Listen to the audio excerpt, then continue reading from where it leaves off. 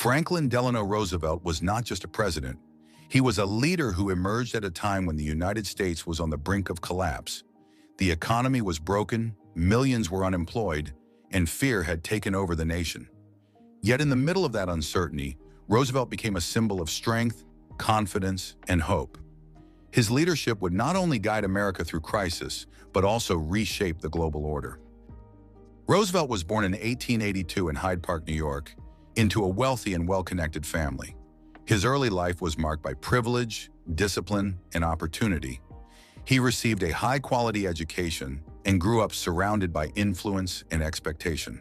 From a young age, he was taught confidence, responsibility, and leadership. But life would not remain comfortable forever. Behind the structure of privilege, a far more demanding path was waiting for him, one that would test his limits in ways no one could have predicted. He attended Groton School and later Harvard University, where he developed both intellectually and socially. During these years, Roosevelt built strong relationships and expanded his worldview.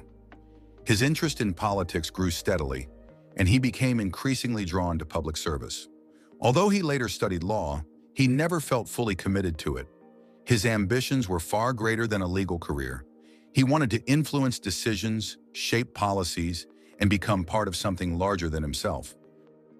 In 1910, Roosevelt began his political career as a New York State senator. He quickly distinguished himself with his energy, determination, and ability to connect with people. Just a few years later, he was appointed Assistant Secretary of the Navy. This position gave him critical experience in leadership and government operations. It also brought him closer to national power and visibility. At this stage, many already believed he had the potential to reach the highest office in the country. But in 1921, Roosevelt's life changed forever. He was struck by a devastating illness that left him partially paralyzed. He lost the ability to walk without support, and his physical condition became a serious limitation. For a rising politician, this could have meant the end of everything. Public perception, image, and physical presence were crucial in leadership. Yet Roosevelt refused to accept that his journey was over. Instead, this moment became the beginning of his greatest transformation. Roosevelt refused to accept defeat. The illness that took his ability to walk did not take his ambition. For years, he worked tirelessly to regain strength, both physically and mentally. But more importantly, this struggle changed how he saw the world. He began to understand pain, limitation, and uncertainty in a deeply personal way. This experience gave him something rare among leaders: true empathy. From this point on, Roosevelt was no longer just a politician. He was a man shaped by hardship, ready to lead others through it. In 1928, Roosevelt was elected governor of New York, marking his full return to political life. At a time when economic pressures were already building, he focused on practical solutions. He introduced relief programs, supported workers, and pushed for government responsibility. His approach was clear. Government should not stand aside during hardship. Instead, it should act, support, and protect its people. His leadership during this period did not go unnoticed. He was no longer just a recovering politician. He was becoming a national leader.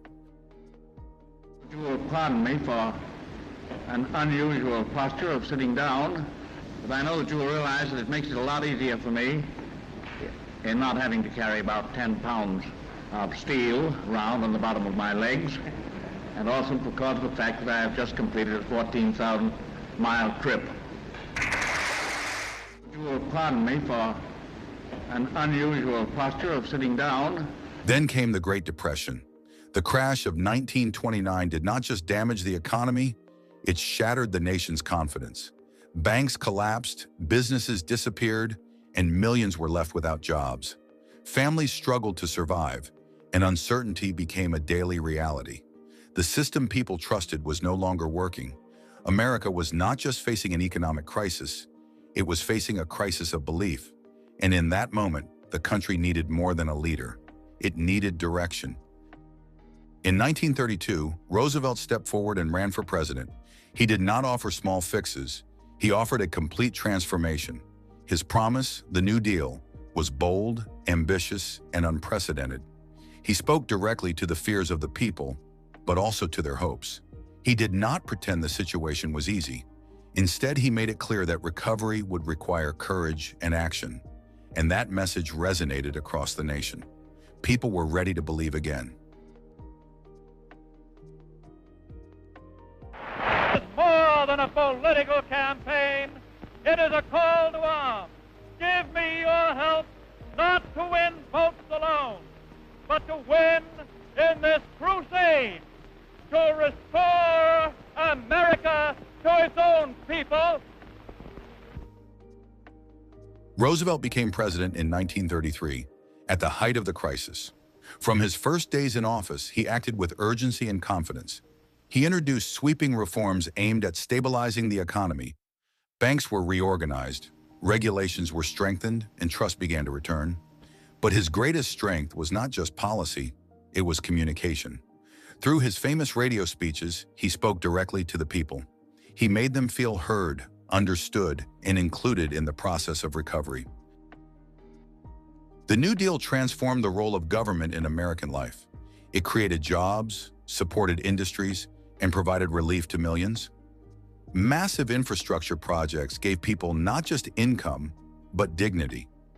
Programs like Social Security offered long-term protection. These changes were not temporary. They reshaped the foundation of the nation. For some, it was too much government power, but for many others, it was exactly what the country needed to survive. As the United States slowly recovered, a new global crisis was rising. World War II was approaching, and the balance of power was shifting.